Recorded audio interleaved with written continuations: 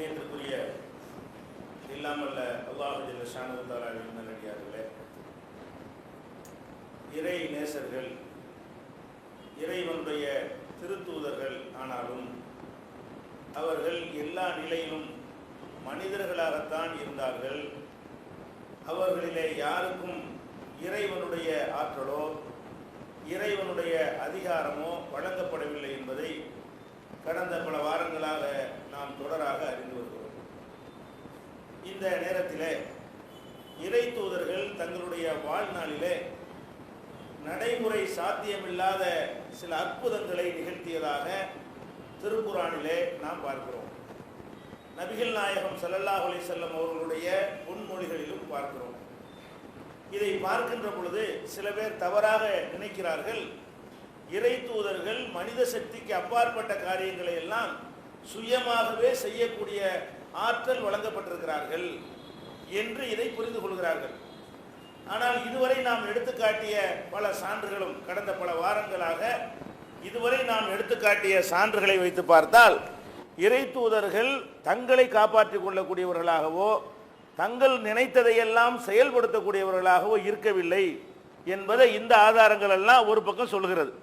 இன்னொரு பக்கம் பார்த்தால் நபிமார்கள் சில காரியங்களை செய்கிறார்கள், அது மனிதனுக்கு முடியாத, இறைவனுக்கு மாத்திரமே முடிந்த காரியமாக இருக்கிறது. அப்ப இதைத்தான் அவர்கள் வழிகேட்டிற்கு ஆதாரமாக பயன்படுத்த பார்க்கிறார்கள்.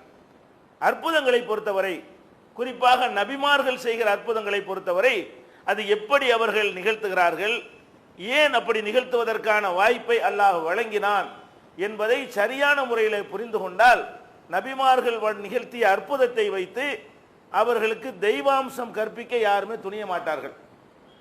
நபிமார்களுக்கு எதற்கு அல்லாஹ் அற்புதத்தை கொடுக்கிறான்? நபிமார்கள் நம்மளை போல மனிதர்களாக இருக்கிறார்கள், நம்மை போலவே அவர்கள் சாப்பிடுகிறார்கள், நம்மை போலவே அவர்கள் இயற்கை உபாதைகளுக்கு உள்ளாகிறார்கள், நம்மை போலவே பிள்ளை குட்டிகளோடு வாழ்க்கை நடத்தக்கூடியவர்களாக இருக்கிறார்கள், நம்மை போலவே நோய்வாய்ப்படுகிறார்கள், நம்மை போலவே முதுமை அடைகிறார்கள், ஒரு காலத்தில் நம்மை போலவே மரணித்து விடுகிறார்கள். இந்த மாதிரி நிலையில் உள்ள ஒருவர் நான் அல்லாஹ்வுடைய தூதர் என்று சொல்லும் பொழுது மக்களுக்கு நம்புவதற்கு கஷ்டமாக இருக்கிறது. ஏன் அல்லாஹ்வுடைய தூதர்னா கொஞ்சம் வித்தியாசமா இருக்கணும் இல்லையா? என்னை மாதிரி தானே நீயும் இருக்கிற, நானும் சாப்பிட்றேன் நீனும் சாப்பிட்ற, அப்புறம் என்ன அல்லாஹ்வுடைய தூதர்? அல்லாஹ் வந்து எங்கள்கிட்ட சொன்னானா? அல்லாஹ்வுடைய தூதர்னு சொல்லி உன்னைய பார்த்தா நாங்கள் நம்ப வேண்டி இருக்கிறது. ஆனால் உன்னைய நாங்கள் பார்க்குறோம், எங்களை மாதிரி தான் எல்லா வகையிலும் இருக்கிற.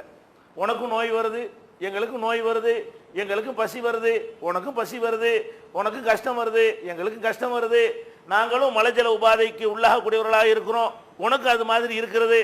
இப்போ என்ன உன்னைய நாங்கள் இறை தூதர்னு ஏற்றுக்கொள்வது? இதுதான் பிரச்சனையே.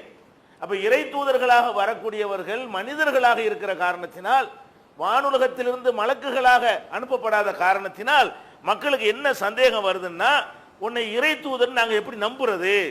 வித்தியாசம், இறைவன் தான் நியமித்தான்ங்கிறதுக்கு ஒரு ஆதாரம் சொல்லணுமா இல்லையா? யார் வேண்டாலும் சொல்லிட்டு போயிடலாமா? இல்லைன்னா யார் வேண்டுமானால் நான் ஒரு இறை தூதர், நான் ஒரு இறை தூதர் என்று சொன்னால் அதையெல்லாம் நம்பிட முடியுமா என்று மக்களுக்கு அறிவுபூர்வமாகவே ஒரு சந்தேகம் வருகிறது. இந்த சந்தேகம் நியாயமான சந்தேகம் தான். இல்லைன்னா கண்டவர்களும் தங்களை இறை தூதர்கள் என்று சொல்ல அதையெல்லாம் மக்கள் நம்ப அப்படி ஒரு நிலைமை ஏற்பட்டு போயிடும். அப்போ இறை தூதர்களுக்கு இறைத்தன்மையும் கொடுத்துட முடியாது. அதே நேரத்தில் வந்து அவர்கள் மனிதர்களாக இருக்கிற காரணத்தினால் அவர்களை நிராகரிக்கவும் கூடாது. அதுக்கு தான் அல்லாஹ் என்ன செய்யறான்னு கேட்டா, இறை தூதர் என்று நிரூபிப்பதற்காக வேண்டி மிகச்சில அற்புதங்களை கொடுக்கிறான். அது இறை தூதர் தான் காட்டுவதற்குரிய அத்தாட்சி தானே தவிர அவங்க ஒட்டுமொத்த வாழ்க்கையும் அற்புதமாக இருந்தது என்று அதை புரிந்து கொள்ளக்கூடாது. சில அற்புதங்களை அல்லாஹ் கொடுப்பது எதுக்குன்னு கேட்டா, இந்த பாரு நான் மனுஷன் தான்ப்பா, நான் உன்னை மாதிரி சாப்பிடக்கூடியவன் தான், உன்னை மாதிரி பலவீனம் உள்ளவன் தான், என்னை இறைவன் தான் அனுப்பி இருக்கிறான் என்பதில் உனக்கு சந்தேகம் தானே?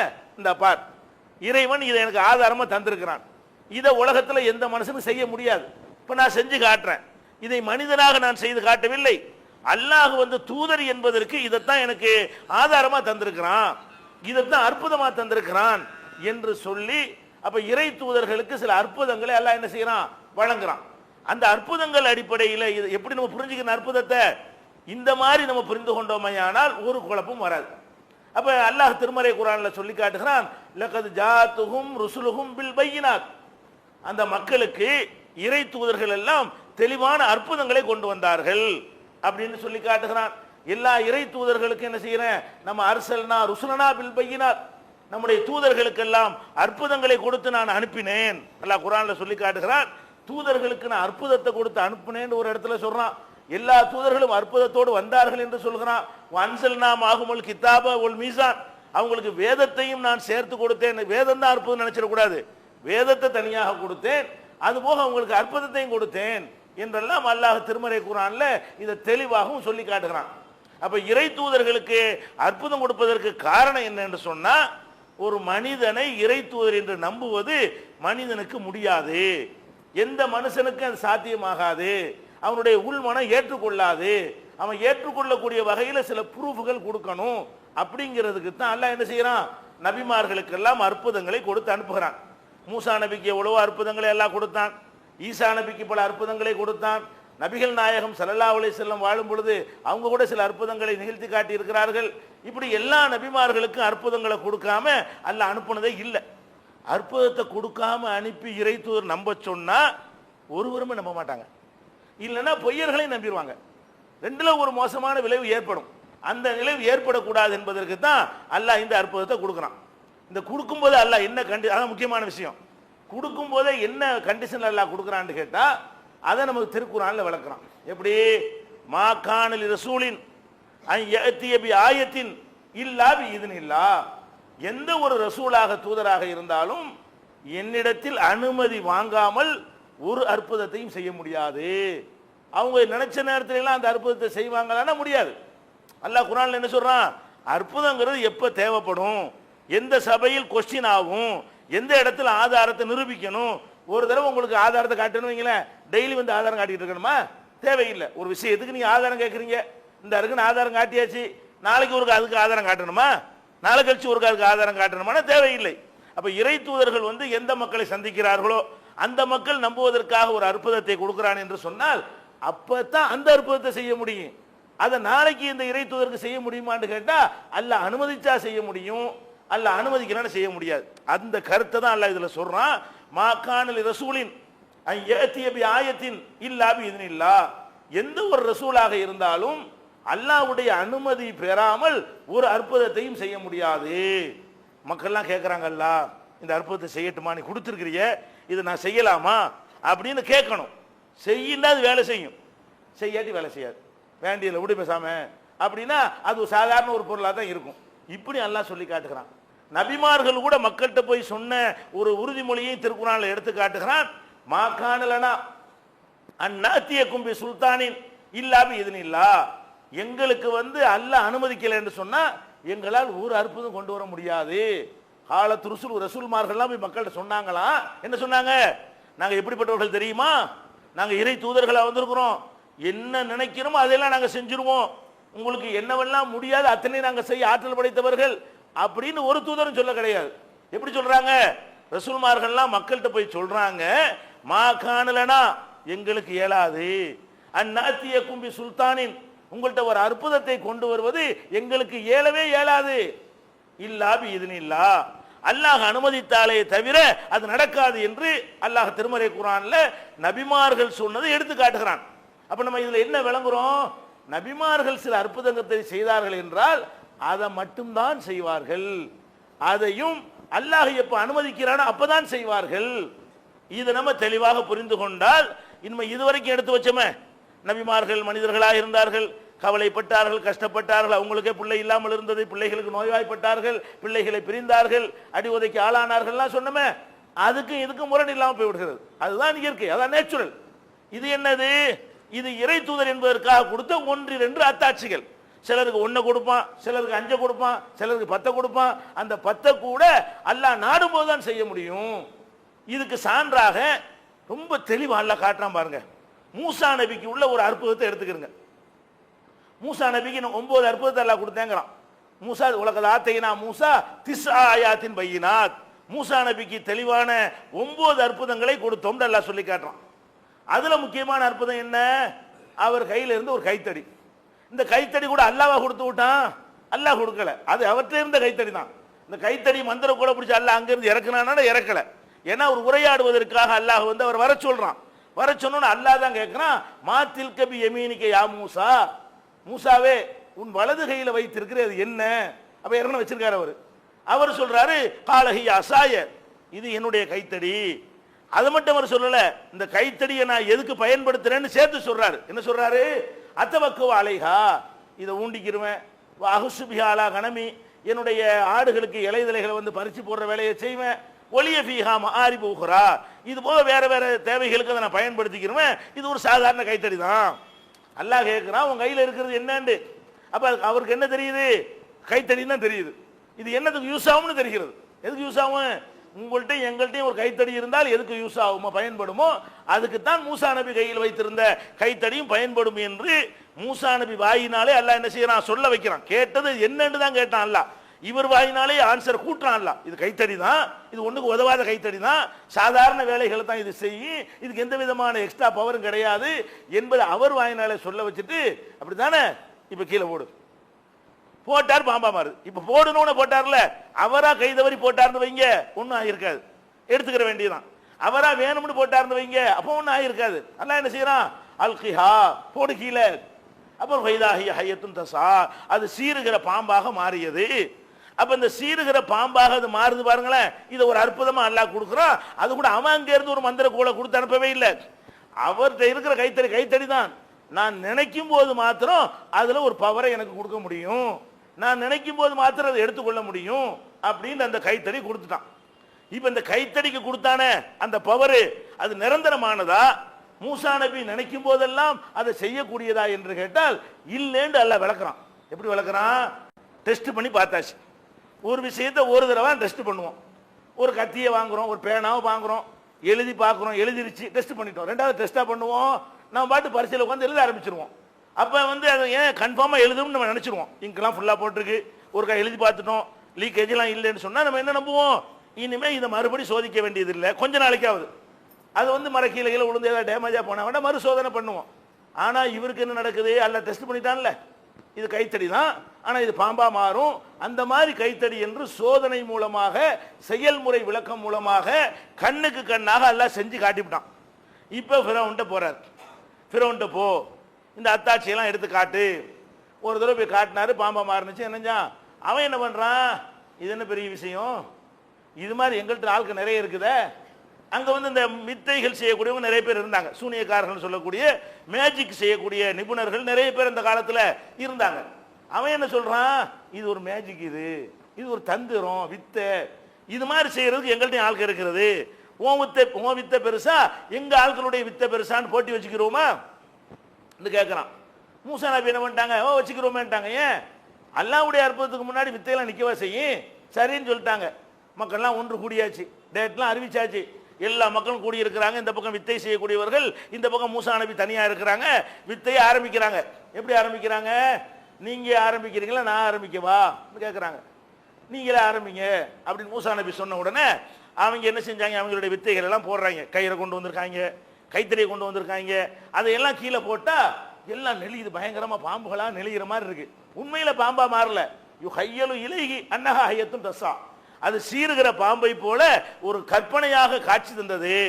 பாம்பு மாதிரி ஆகுற மாதிரி என்னைக்குனே தடவி ஒரு வெயில் பட்டவனு நெளிகிற மாதிரி ஏதோ ஒன்று பண்ணியிருப்பாங்க. பார்த்தா பாம்பு மாதிரி தெரிகிறது. தெரிஞ்சா மூசா நபி என்ன பண்ணணும்? அவர் வித்தையை போட வேண்டியதானே? டெஸ்ட் பண்ணி ஏற்கனவே காட்டியாச்சுல, ஏற்கனவே கைத்தறி வச்சிருந்தாரு, அது பாம்பாக்கி எல்லாம் காட்டியிருக்கிறோம். உடனே என்ன பண்ணிருக்கணும்? இதோ பார் நான் போடுறேன் அப்படி செய்யுமா இல்லையா? பயப்படுறாரு. என்ன உத்தரவு வரல இன்னும்? அங்கிருந்து உத்தரவு அல்லாஹ் சொன்னோன்னு போட்டதான் பாம்பா மாறும். என்ன செய்யறாரு?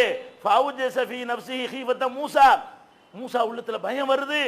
அப்ப அல்லாஹ் என்ன செய்யறான்? அல்கிஹா, போடுகில, லா தகஃப் இன்னக அன்தல் அலா, பயப்படாத நீ தான் ஜெயிப்ப. அப்புறம் தான் போடுறாரு. டக்குன்னு போட வேண்டியான அவருக்கே மந்திர சக்தி இருந்தால், அல்ல கைத்தடிக்க மந்திர சக்தி இருந்தால், அவர் நினைச்சவனு அது அந்த பாம்பாக மாறும் என்று இருந்தால் அவர் நினைஞ்சிருக்கனே போடுறான், நானும் போடுறேன்.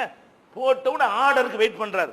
அவங்க வித்தையை காட்டி போட்டாங்க, வெயிட் பண்றாரு. வெயிட்ல ஒரு செகண்ட்ல முடிஞ்சிடும். அதுக்கான இப்படி உட்காந்துருந்தா தோல்வி மாதிரி போயிடும். அது அல்லாஹ்வுடைய உலகத்தில் எல்லாம் ஃபாஸ்ட். வெயிட் பண்றாருன்னு அர்த்தம் ஒரு செகண்ட்ல எல்லாமே நடந்து போயிடும். அப்படி தயங்குறாருல, அந்த தயக்கத்துக்கு அடுத்து அதே செகண்ட்ல எல்லாம் என்ன செய்வான்? அதுக்கு ஆன்சர் கொடுப்பான். அதுக்கான முடிச்சுட்டு உட்காந்துருந்தார். அப்படி விளங்கிற கூடாது. இறைவனுடைய விஷயங்கள் எல்லாம் ஃபாஸ்டா இருக்கும். அதனால என்ன விளங்கிறேன்? அவர் தயங்குறாரு, பயப்படுறாரு. இது எல்லாம் அல்லாஹ்வுக்கு ஒரு செகண்ட்ல அப்படியே அதே செகண்ட்ல அல்லாஹ் ஆன்சர் கொடுக்குறான். பயப்படாத நீ தான் ஜெயிப்ப, போடு இப்ப போட்டோன்னு பாம்பா மாறு. இப்போ நம்ம யோசிக்க வேண்டிய விஷயம் என்ன? இந்த அற்புதம் மூசா நபிக்கு அவர் நினைச்சதை செய்யும் போது கொடுக்கப்பட்டு இருந்தால் ஏன் பயப்படுறாரு, ஏன் தயங்குறாரு? இப்போ நெக்ஸ்ட் நம்ம என்ன செய்யணும்னு ஆர்டருக்கு ஏன் எதிர்பார்க்கிறாரு? ஆர்டர் வந்தால் தான் இது வேலை செய்யும். ஒவ்வொரு தடவையும் ஆர்டர் பண்ணணும். ஒவ்வொரு தடவை அது ஏதாவது செய்வதாக இருந்தால் உத்தரவு அங்கேருந்து வரணும். அங்கேருந்து வரலன்னா கைத்தறியாக தான் இருக்கும். அது அவர் சாதாரண கைத்தறியாக பயன்படுத்திக் கொள்வாரே தவிர அதனால் ஒன்றும் செய்ய முடியாது. அதுக்கு தானே காத்துக்கிட்டு இருந்தாரு. ஏன் பயப்படுறாரு? இதை நம்ம சிந்திச்சு பார்த்தால் ஓ அற்புதம் இவ்வளவுதானா? இறை தூதர்னு காட்டுவதற்கு அல்லாஹ் நாடும் போது செய்து காட்டக்கூடிய ஒரு அதிசயம் தானா? இவர் நினைக்கும் போதெல்லாம் செய்ய முடியாதா? அந்த பொருளுக்கே அந்த சக்தி இல்லையா அப்படின்னு விளங்கி கொண்டோமையானால் இந்த இணை கற்பிப்பு இந்த மாதிரி இதெல்லாம் பார்த்துவிட்டு மகான்கள் அவுலியாக்கள் போய் கும்புற இதெல்லாம் நடக்கவே நடக்காது. சரியான முறையில் புரிந்து கொள்ளாதனால தான் இந்த மாதிரி மோசமான விளைவுகள்லாம் ஏற்படுகிறது. அதே மாதிரி இது ஒரு இது இப்போ வந்து ரெண்டாவது தடவையும் ப்ரூஃப் ஆயிடுச்சு. 3 தடவை ப்ரூஃப் ஆகுது. ஒன்று வந்து அல்லாஹ் அவரை கூப்பிட்றான்ல, அப்போ ஒருக்கா போட்டு அதனுடைய பவரை காட்டிவிட்டான்.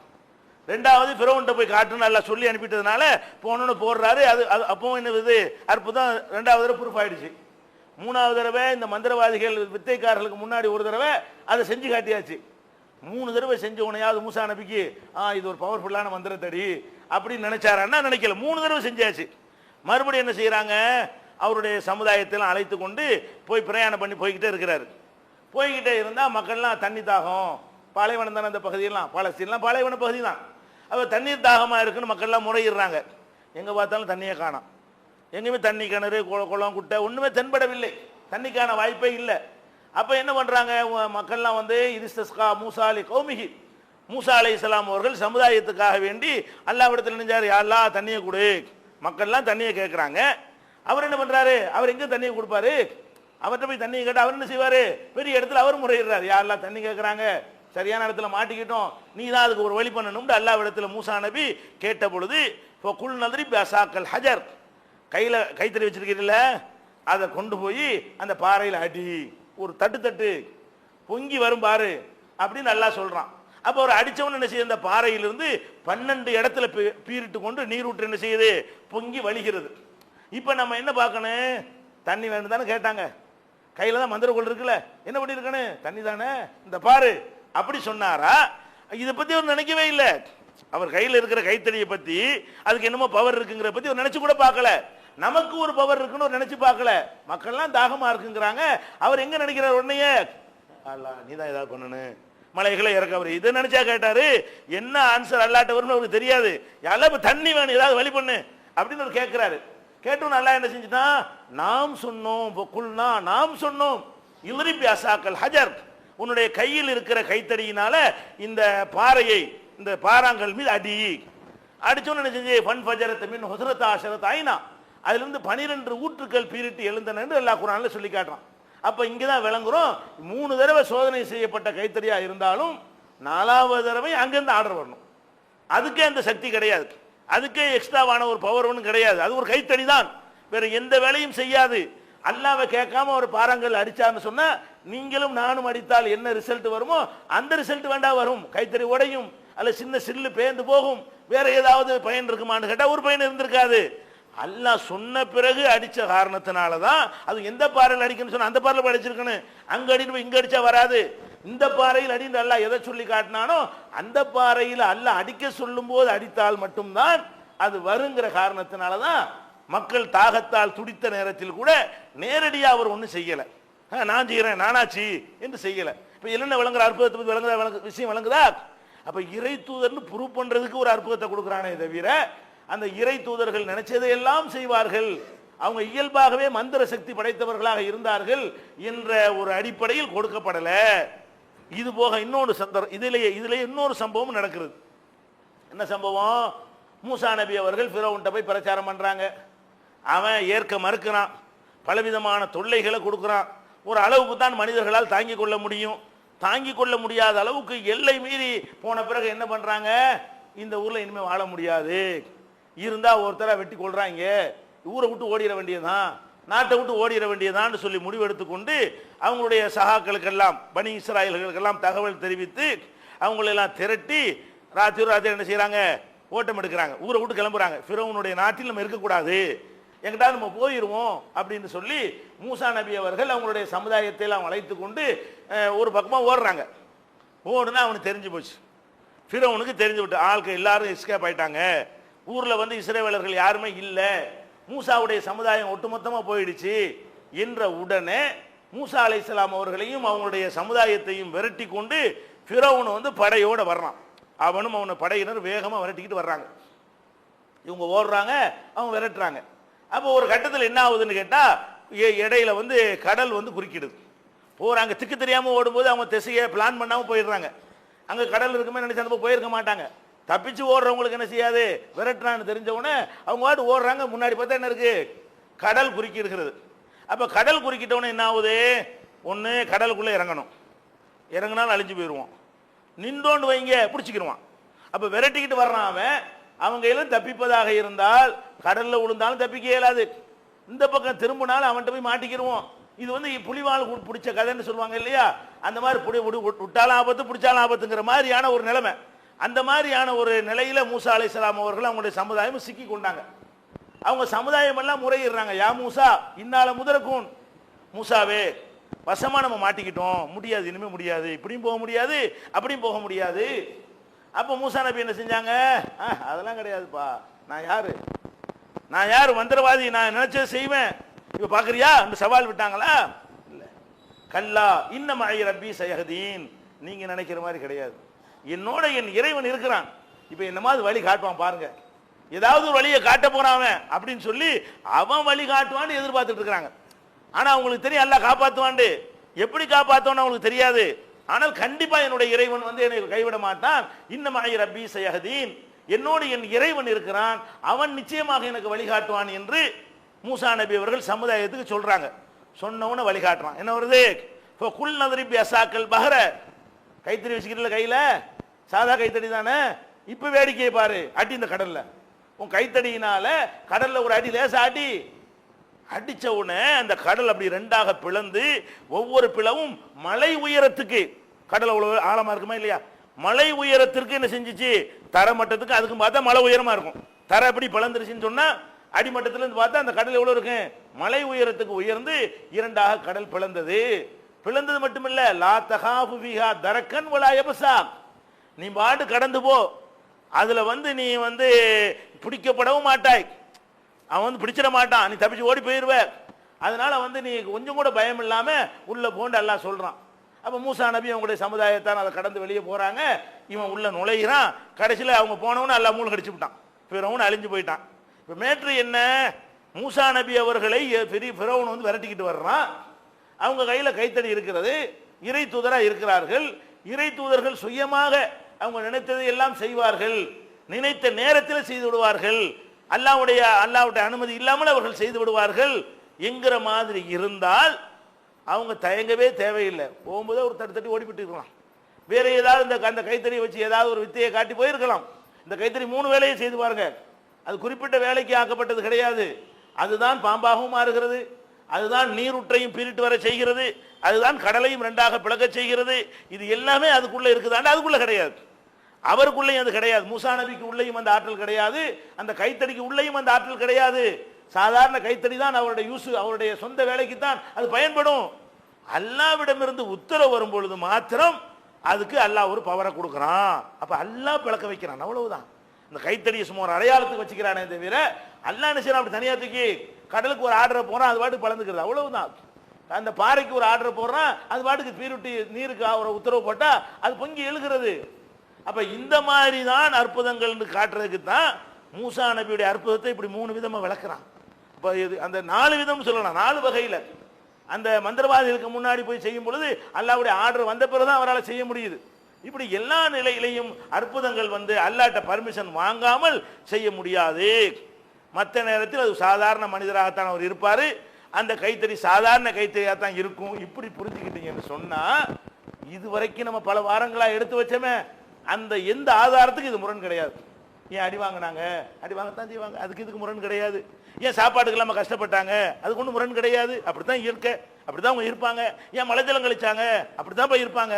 அப்ப இது என்ன, இது மட்டும்தான், இது அல்லாஹ் நாடும்போது மட்டும் தான் நடக்கும். இப்படி ரெண்டையும் புரிஞ்சுக்கிட்டோம்னு சொன்னா ரெண்டையும் நம்ம நம்புறோம். அற்புதங்களையும் நம்ம நம்புறோம். அற்புதங்களை எப்படி நம்பணுமோ அப்படி நம்ப வேண்டும். அற்புதம் இல்லாத விஷயங்களை எப்படி நம்ப வேண்டும் அப்படி நம்ப வேண்டும் என்று பிரித்து அறிந்து கொண்டோமையானால் எந்த ஒரு ஆதாரத்தையும் நிராகரிக்கக்கூடிய மறுக்கக்கூடிய ஒரு நிலைமை ஏற்படவே ஏற்படாது.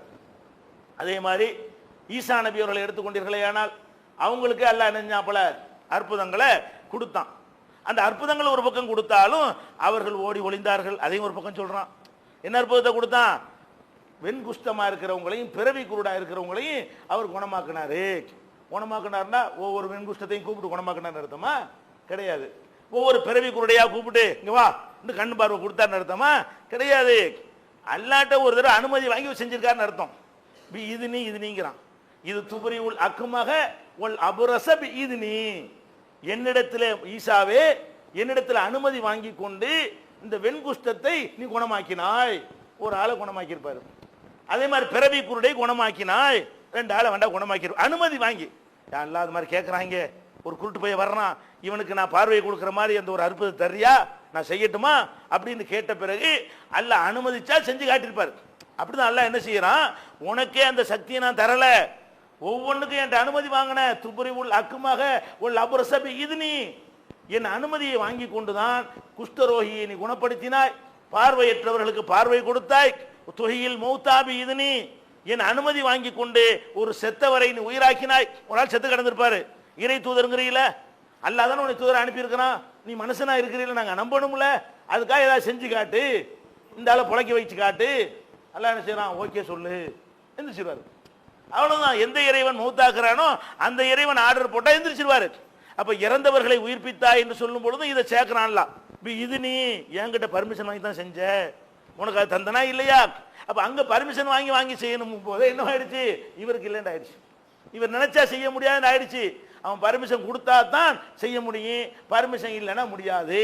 அதே மாதிரி அவர் இது அல்லாஹ் ஈசாவை பத்தி சொன்னது, அவரும் சொன்ன மாதிரி என்ன வருது, அவர் சொல்றார் உஹியில் மௌத்தாபி இது நீ இல்லா, அல்லாட்ட பர்மிஷன் வாங்கி செத்தாலை உயிர்ப்பிக்க செய்தேன். மக்கள்கிட்ட போய் அவர் சொன்னது அப்படித்தான் இருக்கிறது. அவரும் மக்கள்கிட்ட சொல்றாரு, நான் சில அற்புதங்களை உங்களுக்கு செய்து காட்டினேன்னு நானா செஞ்சேன், என்னுடைய சொந்த சக்தியிலையா நான் செஞ்சேன், நான் நினைச்ச போதெல்லாமா நான் செஞ்சேன், இல்ல நான் கேட்பேன் அல்லாட்ட, சரின்னு சொன்னா அப்ப செஞ்சு காட்டுவேன், இல்லைன்னா என்னால முடியாது அப்படின்னு ஈசா நபியும் மக்கள்கிட்ட சொன்னதாக அல்லாஹ் குர்ஆன்ல சொல்லி காட்டுகிறான்.